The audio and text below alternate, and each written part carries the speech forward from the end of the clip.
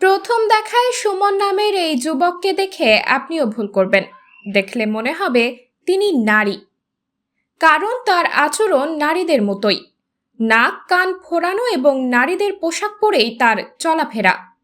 গত 2 থেকে 3 মাস ধরে তৃতীয় লিঙ্গের মানুষের সঙ্গেই তার চলাফেরা, সেই থেকেই তার বেশভূষা নারীদের মতো।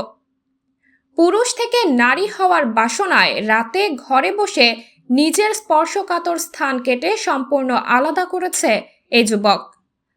পরে শুরু হয় রক্তক্ষরণ, এরপর ব্যথায় ডাক চিৎকার শুরু করলে আশেপাশের লোকজন রক্তাক্ত অবস্থায় তাকে দ্রুত হাসপাতালে নিয়ে যায়।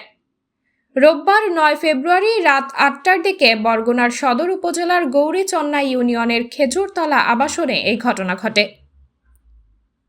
বরগুনা জেনারেল হাসপাতালের জরুরি বিভাগের চিকিৎসক হিমেল পাল জানান, রোগীর স্পর্শকাতর স্থানটি ছিল না। চিকিৎসকের প্রশ্নের উত্তরে সুমন কখনো বলেছেন তিনি নিজেই কেটেছেন, আবার কখনো বলেছেন তিনি ঘুমের মধ্যে ছিলেন। প্রাথমিক চিকিৎসার পর তাকে বরিশাল শেরেবাংলা মেডিকেল কলেজ হাসপাতালে পাঠানো হয়। আপন করতেন, তিনি সবসময় লিপস্টিক ও কাজল পরতেন এবং তার গলার স্বরও মেয়েদের মতোই ছিল। এমনভাবে টিকটক করতেন যাতে তাকে দেখে বোঝার উপায় নেই যে সে একজন ছেলে। এদিকে ওই যুবকের এমন ঘটনায় এলাকা জুড়ে আলোচনা সমালোচনার ঝড় উঠেছে। তবে সবাই চায় সুমন যেন দ্রুতই সুস্থ হয়ে ওঠে। সাবরিনা জলিল, সবার কথা।